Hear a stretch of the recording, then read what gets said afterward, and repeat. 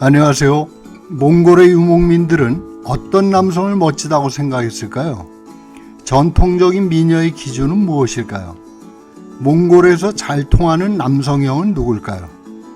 몽골 남성들은 수시로 왜 배를 내보일까요? 유목의 전설 32편은 몽골 유목민의 남녀상과 멋에 대한 이야기입니다. 남성들은 기회가 있을 때마다 배를 내어놓습니다. 여러 사람이 드나드는 가게 문 앞에서 붉어진 배를 내놓고 툭툭 두드리기도 하지요. 여름이면 아예 우통을 벗고 다니는 남자들을 수시로 만나게 됩니다. 채모가 드러나며 번질거리는 구릿빛 배는 거의 포식한 늑대를 방불하게 합니다. 집 밖으로 한 발자국만 나가도 선크림을 바르고 화장까지 하는 요즘의 한국 남성들과는 전혀 다른 냄새를 풍기죠. 몽골의 성징은 시조신화의 원형인 푸른 늑대와 흰 암사슴으로 대별됩니다. 몽골의 남성은 늑대처럼 용감하고 거칠며 강인하죠. 그에 비해 여성은 암사슴처럼 섬세하고 고우며 민첩합니다. 이러한 극단적인 성적 정체성은 유목문화를 이해하는 중요한 아이콘이 됩니다. 얼핏 몽골인은 만곡도를 들고 말을 달려오는 포악한 야만인으로 비치지만 그들의 가슴에는 암사슴처럼 섬세하고 고아한 서정 숨어 있습니다. 옷에도 이러한 성징은 여실히 드러납니다. 유목민의 전통 복식인 대엘은 허리띠로 남녀를 구별합니다. 미혼의 경우에는 차이가 없으나 혼이 난 여성은 허리띠를 매지 않는 것이 고대 유목민의 전통이죠. 결혼한 부인을 가리켜 부수구이라고 하는데 이는 허리띠가 없다는 뜻입니다. 허리띠는 남성성을 과시하는 장신구입니다. 그것은 남성의 신분과 존재를 나타내는 인식표와 같았지요. 부스라고 불리는 남성의 허리띠는 영혼이 담겨 있다고 여겨집니다. 유목민들은 병이 나는 것을 영혼이 육신을 떠나서 생긴다고 여기죠. 그럴 때 아픈 사람의 허리띠인 부스로 영혼을 불러들여 병을 치료합니다. 허리띠를 빼앗기는 것은 영혼을 잃는 것으로 여겼습니다.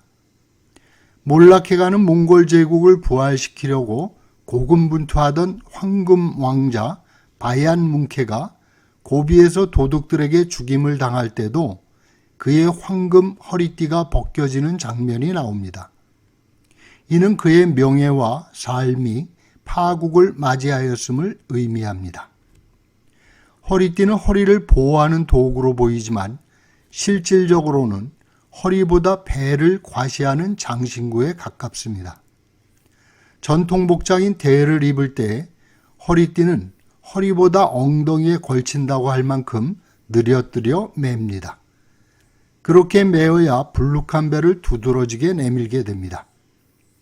요즘처럼 날씬하고 개미 허리를 가진 한국의 꽃미남들보다는 강호동 씨처럼 푸짐한 풍모가 몽골에선 더 인기 있는 남성형이었습니다. 물론 서구 문화에 익숙한 요즘의 몽골 젊은 층과 도시민들은 다를 것입니다. 늑대 같은 남성에 비해 여성은 암사슴처럼 곱고 가냘픈 존재로 표징됩니다. 그러나 아무리 암사슴 같더라도 유목민 여성의 아름다움은 실용성에 있습니다. 손과 발동작이 분방한 빌게라는 전통춤은 육신의 실용적 기능을 과시하는 동작으로 이루어집니다. 강한 것만이 살아남는 열악한 공간에서 정주 여성의 비실용적인 미화는 본질이 다릅니다.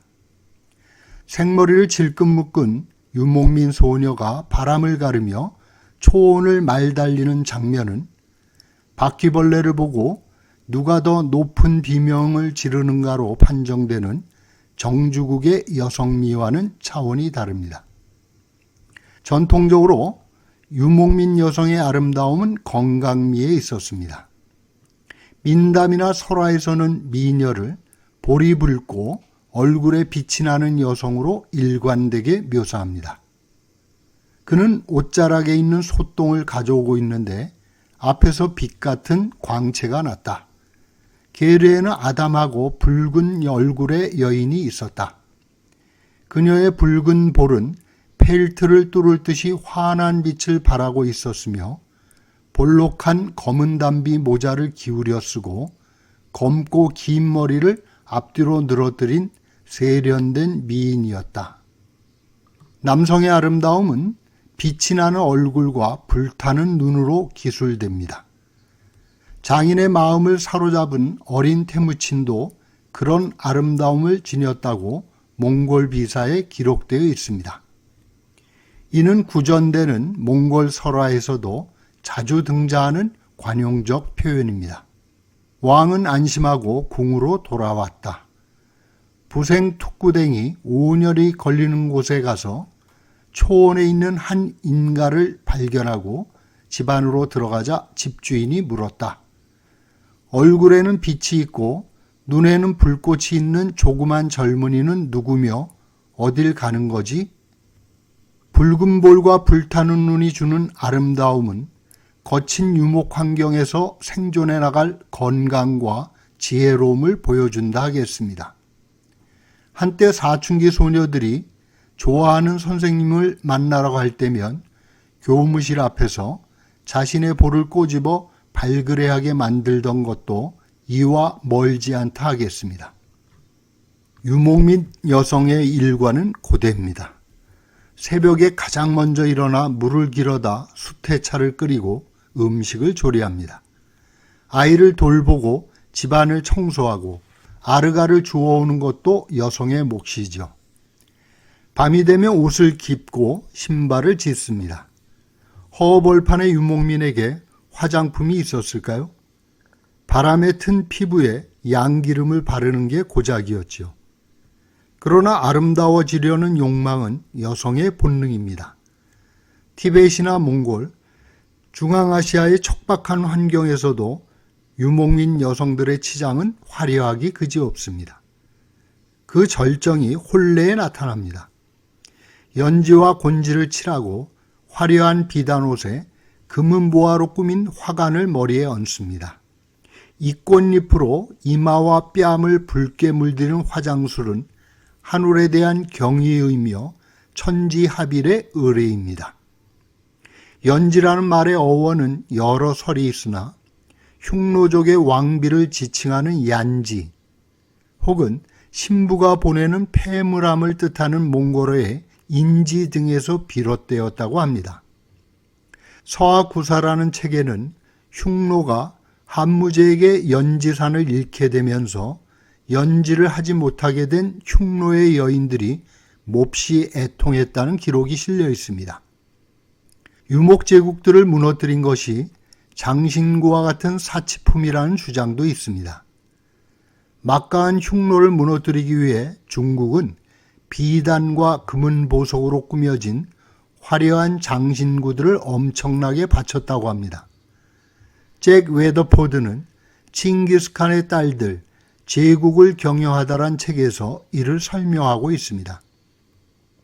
1세기 한나라 시대에는 이런 세 가지 조건을 널리 퍼뜨리기 위해 전략가들이 5가지 유인책을 수립했는데 이것을 1000년 뒤의 왕조인 명나라도 그대로 채택했다. 첫 번째 유인책은 야만인들의 눈을 타락시키기 위한 사치스러운 옷감이고 두 번째는 그들의 입을 타락시키기 위한 최고급 요리이며 세 번째는 그들의 귀를 타락시키기 위한 음악과 아름다운 여인이고 네 번째는 그들의 탐욕을 부추기는 거대한 건물, 노예, 곡창이며 마지막 5번째는 야만인 지도자들의 마음을 타락시키기 위한 술과 연회였다. 인류 최대의 영토를 거느린 몽골의 제국들도 아랍과 중국에서 들여오는 사치품에 빠져 안으로부터 무너지기 시작했습니다. 성을 오세티와 킵차크의 외인 근위대에게 맡긴 채 몽골인들은 사치와 향락에 젖어 제국의 기둥이 썩는 줄도 몰랐습니다. 이런 사치품에 매혹된 초원 제국은 용기와 힘을 잃은 채 내분과 외침에 의해 무너지고 맙니다. 800년 전에 빌게 칸은 황금, 순은, 비단을 풍성하게 제공하고 그들의 말은 언제나 달콤하고 중국 사람들의 물건은 언제나 부드럽다. 하지만 너희들이 그들의 지역에 머무른다면 죽게 되리라 라고 경고했었지요. 중국이라는 정주대국을 곁에 둔 초원의 유목제국들은 하나같이 사치와 향락을 주의하라는 당부를 받았습니다. 성을 짓지 말고 비단 옷을 입지 말라는 유언은 돌궐 제국이나 칭기즈칸의 제국이나 각별했죠. 그러나 중국에서 주로 지내며 정주 문화에 익숙해진 쿠빌라이는 그 할아버지가 폐허로 만든 칸발릭에 성을 짓고 수도로 삼습니다.